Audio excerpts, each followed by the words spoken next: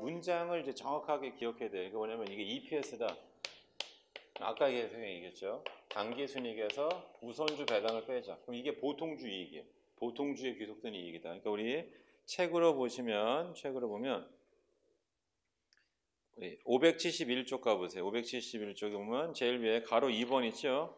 이름이 뭐예요? 보통주에 귀속되는 이익의 계산해서 거기 동그라미 2번만 보시면 돼요.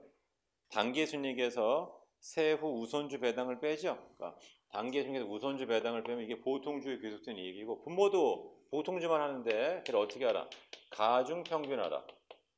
얘는 뭐 유상증자 할 때는 12분의 10 이런 거 곱하란 말이에요. 이렇게. 그다음 유통 보통 유통은 뭐예요?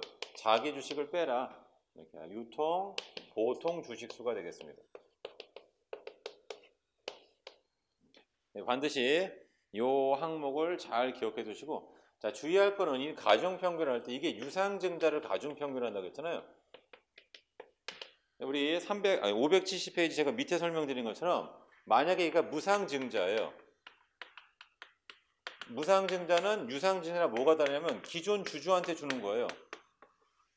그래서 얘는 처음서부터 그러니까 기존 주주를 따라간다라고 보시면 되겠습니다. 그래서 아까 우리가 기출문제 풀었었죠.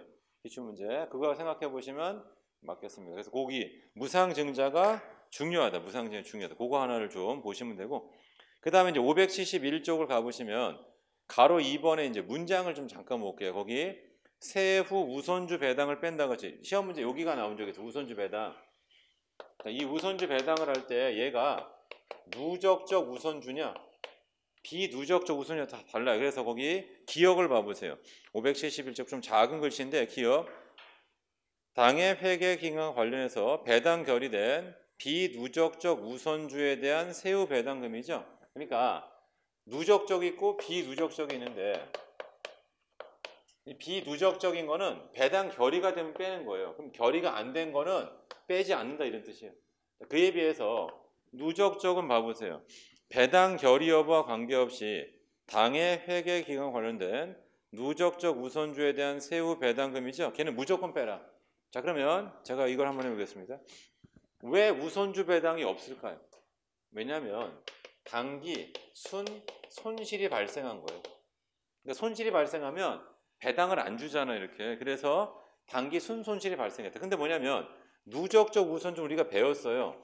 여기 X1년도에 이제 배당 안 주고 근데 X3년도에 내가 배당을 준다. 그럼 누적적이면 이걸 챙겨줄 거 아니에요? 자, 언젠간 이익이 날 거니까 얘는 뭐예요? 언젠간 주겠죠. 그래서 처음서부터 우선주 배당을 안 줬지만 준 것처럼 계산하세요. 그러니까 그게 뭐냐면 단기 순손실로 계산하면 이게 주당 손실액이죠. 이 주당 손실액이 더 커지는 거예요. 쉽게 말하면. 이 우선주 배당을 더 빼고 하니까. 그러니까 원래는 단기 순이익이 마이너스 1000이에요. 그리고 주식수가 예를 들어서 100주예요. 그럼 주당 손실은 10원이 되는 거죠. 근데 만약에 우선주 배당이 예를 들어서 500원이 있어요. 우선주 배당이 500원 있다. 그러면 여기서 500원을 무조건 빼세요. 그럼 주당 손실액은 얼마예요? 15가 되는 거죠. 원래는 이게 누적적 우선주예요. 그러면 우선주 배당 500원을 지금 줘야 안 주지요. 나중에 이익이 생기면 줄 거 아니에요. 하지만 언젠가는 얘가 이익이 생겨도 줄 거니까 처음부터 이걸 빼자. 그게 바로 뭐냐면 주당 손실액이 된다. 주당 손실액이 된다. 그래서 우리 주당 순이익할 때는 지금 하는 요 표현 있죠. 그거를 알고 있어야 됩니다. 그래서 586쪽 가보세요. 586쪽 가보시면 자 거기 15번 문제가 있어요. 15번. 자, 기본 주당이익 계산에 관련된 설명으로 옳지 않은 거죠. 말로 하는 거 나왔는데 거기 이제 5번을 봐. 5번. 당의 회계 기간과 관련된 미쳐보세요. 누적적 우선주죠. 배당이 결의된 경우에만 빼는 게 아니고 결의 여부와 무관하게 빼야 되죠. 누적적이면. 비누적적인 경우에만 결의된 경우에만 뺍니다. 그래서 다시 올 거예요. 골로. 이 문제가 우리 아까 봤던 그 문장이 되겠습니다.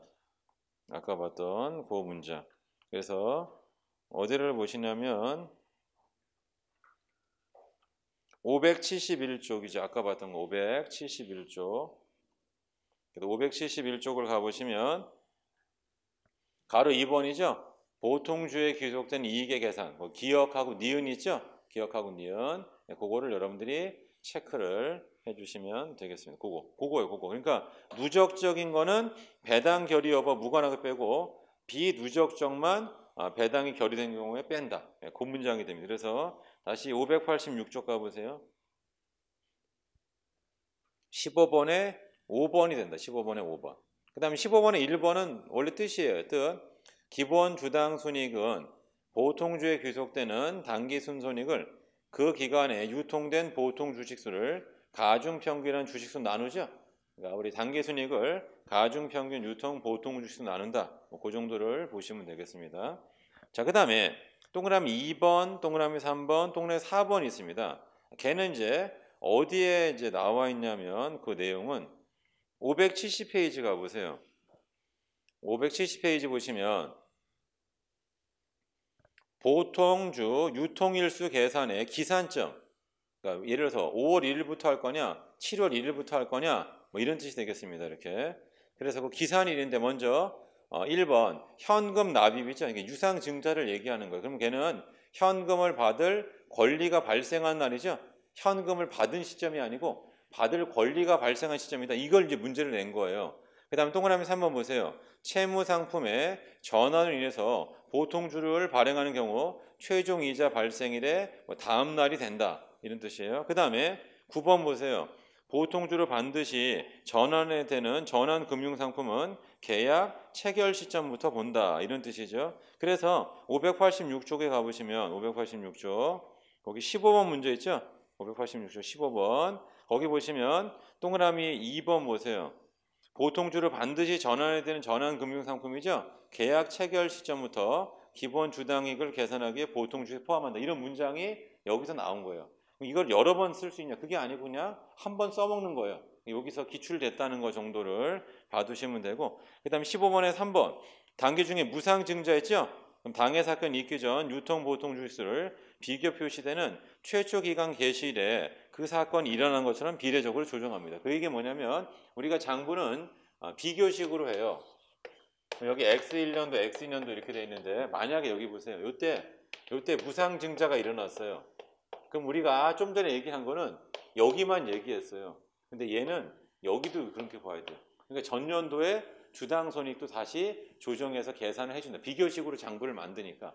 그러니까 얘는 여기서부터 있는 걸로 보는 거예요. 이렇게 해가지고 처음서부터 무상증자가 있는 걸로 본다. 그러니까 뭐냐면 내가 1000주가 있었고요. 이렇게. 그리고 이때 무상증자 1000주가 있어요. 1000주. 그럼 여기가 1000주가 있는 거죠. 그럼 우리가 좀 전에 했던 거는 무상증자 2000주 이렇게 했잖아요.